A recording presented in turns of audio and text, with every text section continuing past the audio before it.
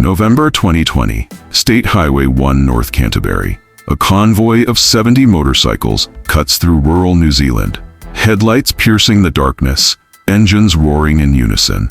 Then, impact. Metal tears, glass shatters. A 21-year-old rider collides head-on with an oncoming car. Merc Maumasi-Rihari dies on that road. Within 72 hours, 700 gang members would mobilize across the country. Police would issue over 300 tickets. Roads would shut down. Communities would watch in silence as an entire region stopped. So here's the question. Why would New Zealand's most dangerous motorcycle club risk everything for one young member? The answer reveals a world most people never see. A world of loyalty, violence, and a brotherhood that demands the ultimate price. This is that story. Days after the crash, hundreds of motorcycles began to gather. From every corner of New Zealand, they came. Otara, Northland, Rotorua, Murupara, Christchurch. Chapter after chapter, riding toward one destination.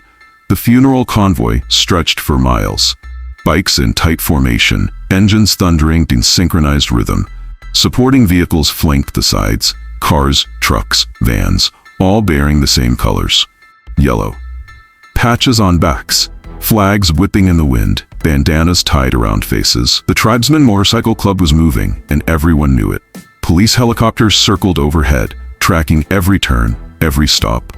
Ground units positioned at intersections, cameras rolling, radios crackling with updates. Roads were disrupted, traffic diverted.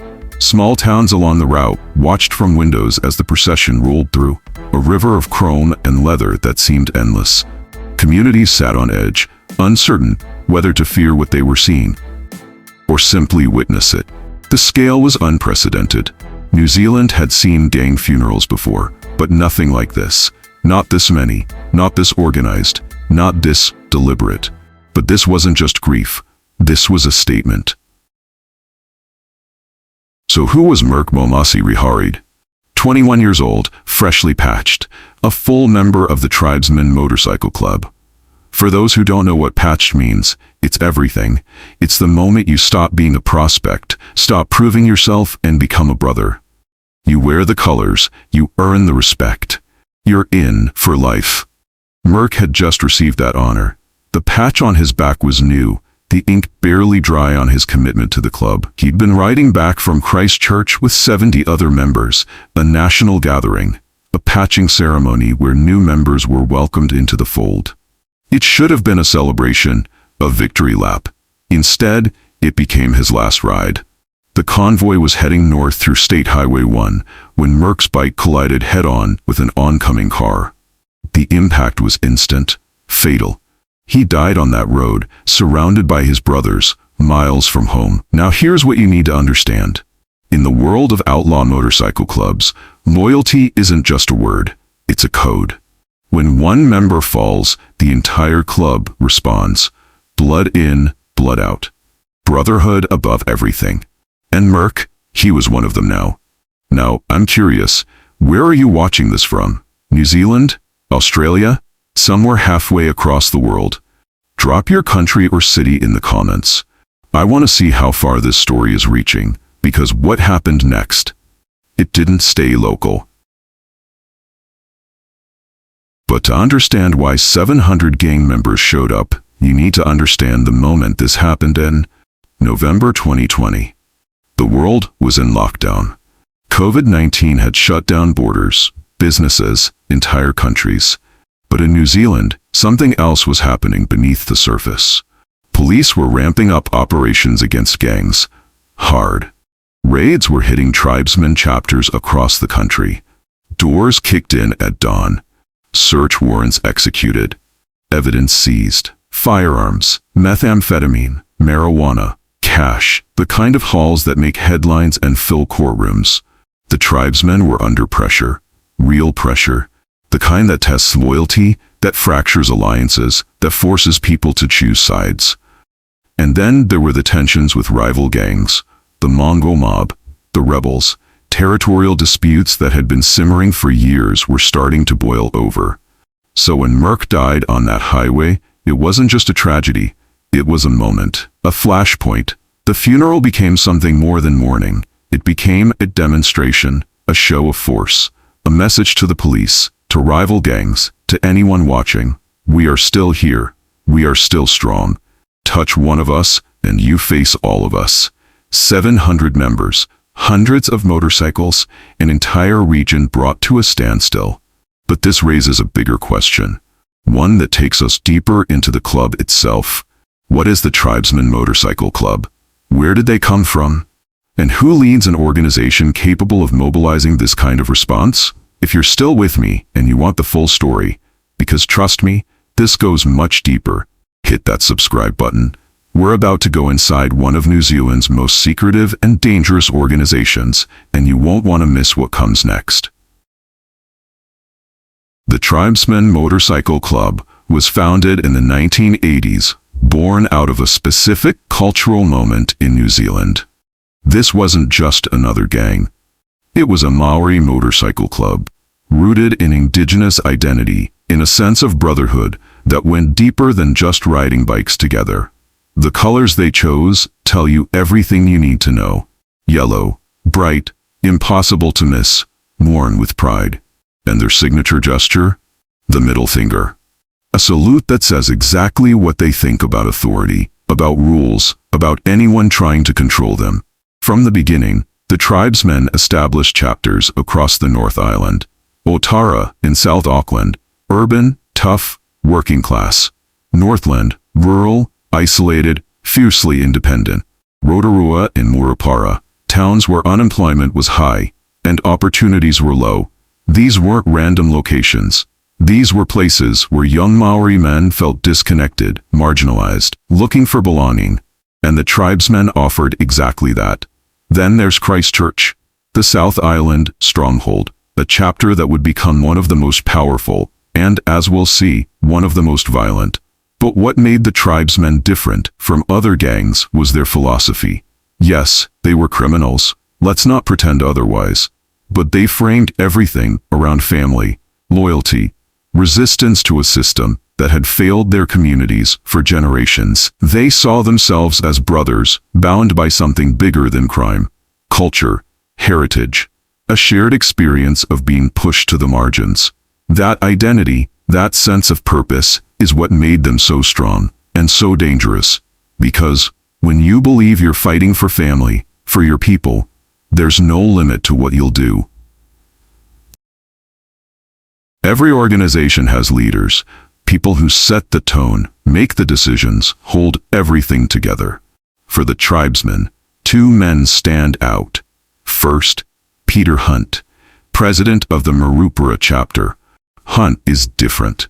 Where you might expect rage and chaos, you find restraint, strategy. He's known for emphasizing discipline, especially with younger members. He talks about brotherhood, about shifting the club's image away from pure criminality and toward something more respectable. Family, loyalty, community. Sounds almost noble, doesn't it? But here's the reality. Peter Hunt has a criminal record that includes drug trafficking and money laundering. The tribesmen under his leadership have been involved in methamphetamine distribution, violent disputes, organized crime.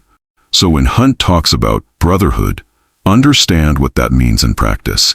It means protecting the business. It means enforcing the rules. It means making sure the club survives.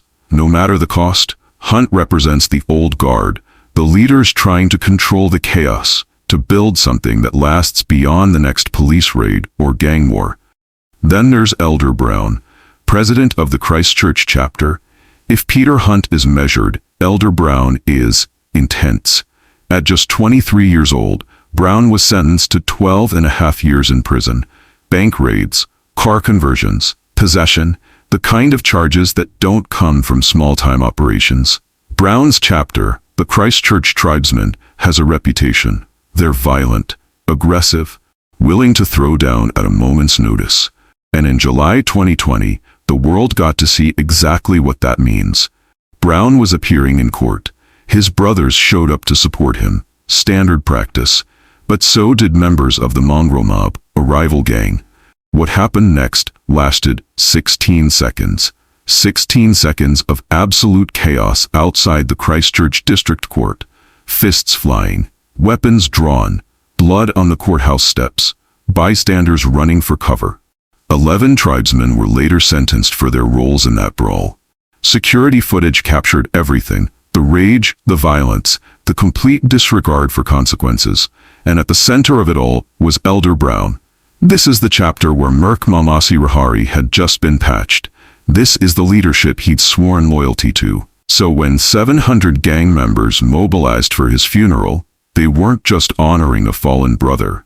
They were showing the world what happens when you're part of this family. Now let's talk about what really funds the tribesmen.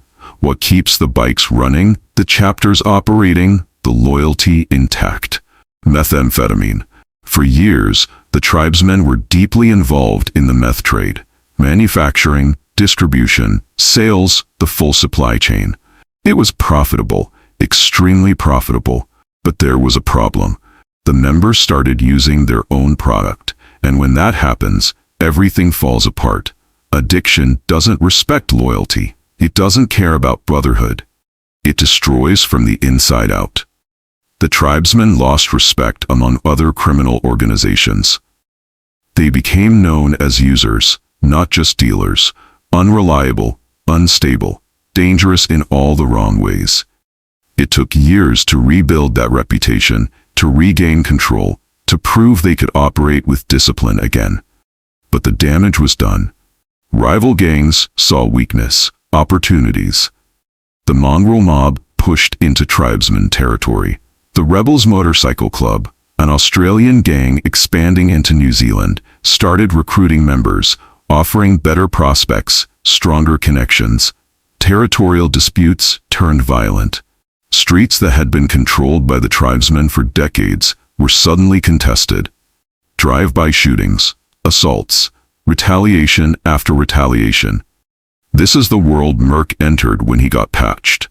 A world where alliances shift, where violence is constant, where survival depends on how far you're willing to go. Peter Hunt talks about discipline and brotherhood.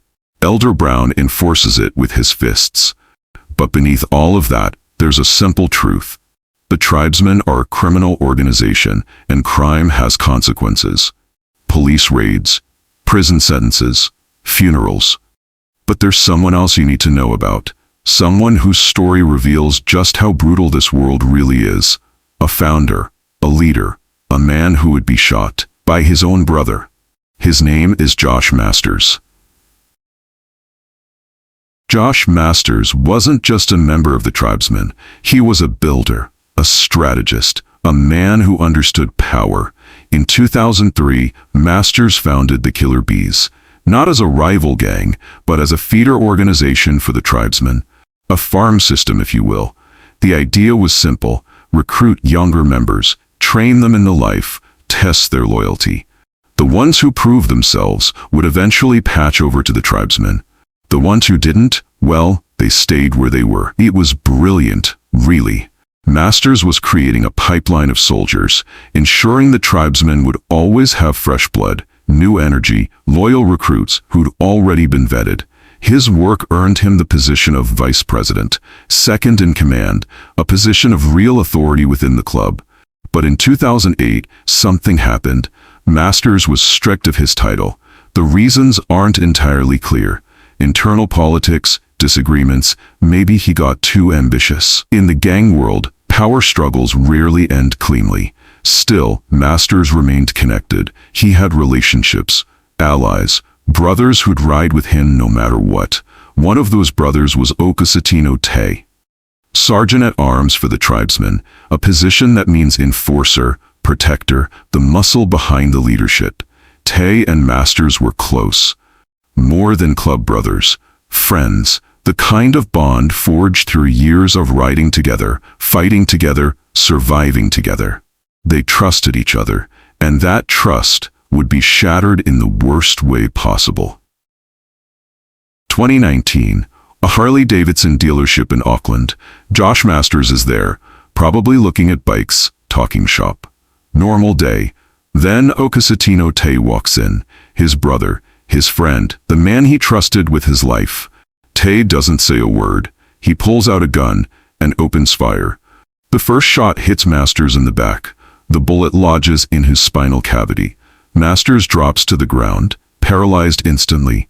He can't move, can't run, can't defend himself.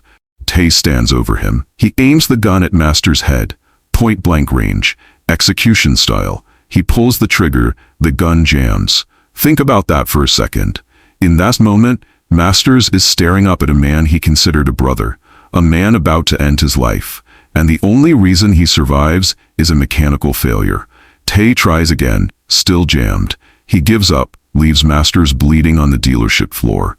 Masters survived, but he'll never walk again. The bullet in his spine made sure of that. When police arrested Tay, the question everyone asked was, why? What could possibly drive a sergeant-at-arms to shoot his own brother? The details remain murky. Gang disputes, personal grudges, maybe orders from higher up. In the outlaw world, motives don't always get explained. Sometimes violence just happens. Tay was sentenced to 7 years in prison for wounding with intent to cause grievous bodily harm. And here's the shocking part. Josh Masters publicly forgave him. Forgave the man who paralyzed him, who tried to execute him, who destroyed his life. Masters said there was no hard feelings, no revenge needed. Let it go, move on. But forgiveness doesn't stop what comes next, because the killerbeez, the gang Masters founded, they didn't forgive, and neither did the younger generation of tribesmen who saw this as betrayal of the worst kind. The shooting didn't end anything, it started something. Auckland became a war zone. The killerbeez and the tribesmen, organizations that were supposed to be allies, were now at each other's throats. Drive-by shootings, retaliation attacks, houses targeted, cars riddled with bullets, and it wasn't just the gang members getting hit. Families, neighborhoods, innocent people caught in the crossfire. The younger generation was more violent, less controlled than the old guard. They didn't care about strategy or long-term thinking. They wanted blood for blood, respect through fear. And while that war was raging, another fracture was opening up within the tribesmen themselves. J. Heppy, president of the Far North chapter. Heppy's story is complicated. He was taken from his family as a child, placed in state care. The system failed him, like it failed so many others. He found family in the tribesmen, rose through the ranks, became a leader, but then Heppy made a choice that stunned everyone. He patched over to the Rebels Motorcycle Club. For those who don't know, the Rebels are an Australian gang, bigger, more connected, more powerful. They'd been expanding into New Zealand, recruiting members, establishing territory. Heppy's decision was strategic. He had family connections, tribal ties that made the move make sense to him. But to loyal tribesmen members, this was betrayal, pure and simple. You don't just leave the club. You don't switch colors. Blood in, blood out. That's the code. Heppy wasn't just leaving. He was taking knowledge, connections, power to a rival organization, and others followed him. The tribesmen were being attacked from outside and fractured from within. Enemies were circling. Former brothers were turning. Trust was breaking down. And in that environment, when tensions are that high, when loyalty is constantly being tested, violence becomes inevitable, which brings us to July 2020. Christchurch District Court, a moment that would expose everything. July 2020, Christchurch District Court. Elder Brown, president of the Christchurch chapter, was scheduled to appear.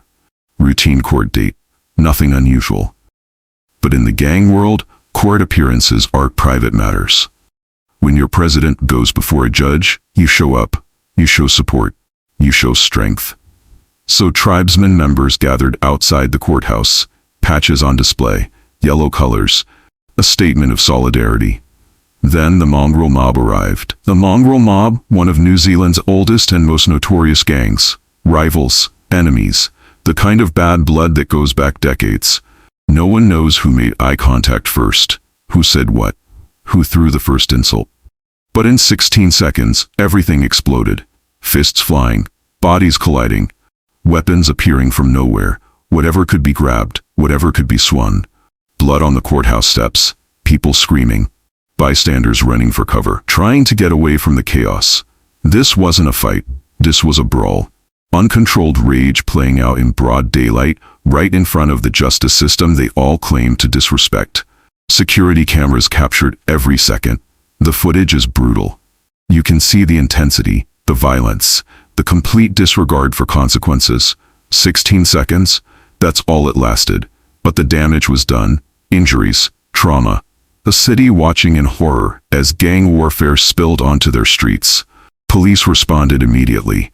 Investigations launched, evidence collected, and eventually, 11 tribesmen members were sentenced for their roles in that brawl. 11 members, prison time, criminal records expanded, and Elder Brown, the man they'd come to support, his legal troubles just got worse. But here's what that moment revealed. The tribesmen weren't just a motorcycle club, they were a fighting force, willing to throw down anywhere, anytime, regardless of who was watching. The message was clear. This is who we are, this is what we do, and we're not hiding it. After the courthouse brawl, police pressure intensified dramatically. Raids increased, surveillance tightened.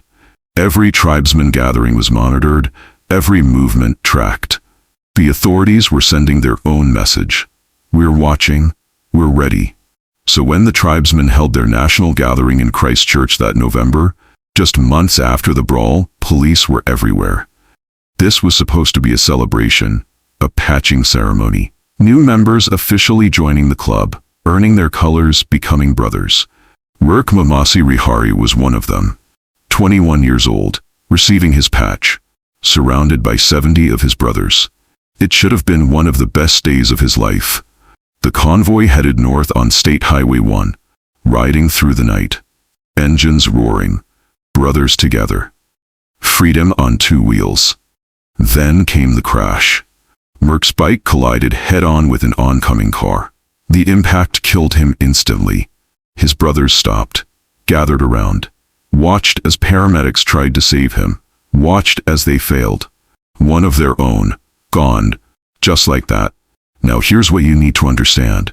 This wasn't just another death. This was a newly patched member, killed hours after receiving the honor he'd worked for. A young man, representing the future of the club, taken in a senseless accident.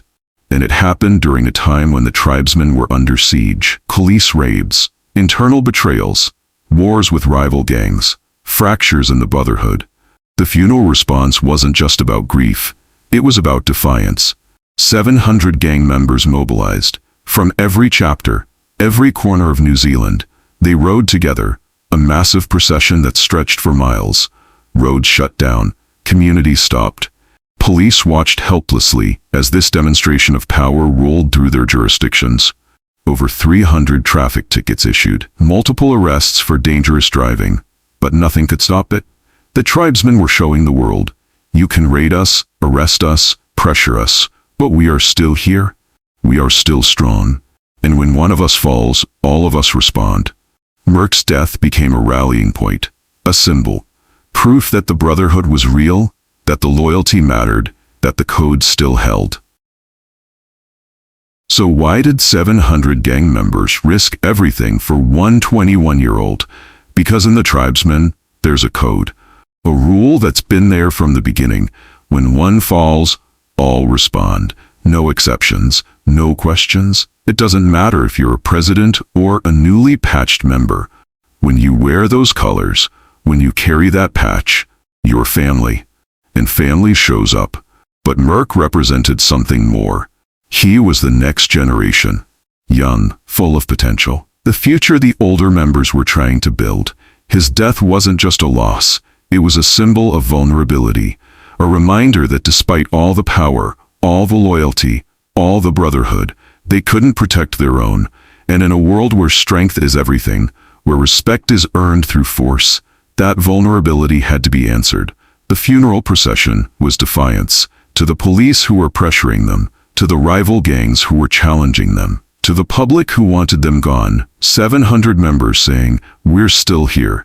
Remember Peter Hunt, the Murupara president, who talks about brotherhood, about discipline, about building something more than just a criminal enterprise. This was his vision, a club that stands together, that takes care of its own. That's more than just violence and crime. But look at the reality. Josh Masters, paralyzed by his own brother. Jay Heppy, leaving for the rebels. 11 members sentenced after a courthouse brawl. And now Merc, dead at 21 on a highway. The gap between the image and the truth is massive. Young members are dying. Leaders are going to prison. Violence keeps escalating. And the cycle just continues. The brotherhood is real. The loyalty is real. But so is the cost. So where do the tribesmen stand today? They're still operating, still powerful. Chapters across New Zealand, still flying those yellow colors, still riding together, still enforcing their territories. But the pressure hasn't let up. Law enforcement continues targeting them. Raids are ongoing. Arrests keep happening. The legal system is slowly grinding away at their infrastructure, one case at a time. And internally, the divisions remain. The killerbeez split created a permanent rift. Former brothers on opposite sides, sometimes literally shooting at each other in the streets.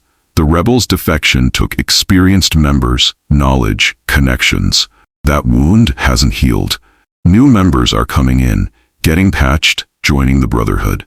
But they're entering a world that's more dangerous, more fractured, more watched than ever before. The cycle continues. Recruitment, loyalty, violence, prison, death, funerals. Merc's death didn't change the system. If anything, it reinforced it. The massive response proved the club's strength, but also revealed its need to constantly prove that strength. Because in this world, the moment you show weakness, the moment you stop responding, the moment the brotherhood fractures, everything falls apart. So they keep riding, keep fighting, keep protecting each other, because that's all they have. 700 gang members shut down roads across New Zealand for a 21-year-old who just earned his patch. It was a statement of loyalty, of power, of defiance. But it was also a glimpse into a world where young men die on highways, where friendships end in paralysis and betrayal, where brotherhood demands everything and costs everything. The tribesmen talk about family, about loyalty, about standing together against a system that failed them.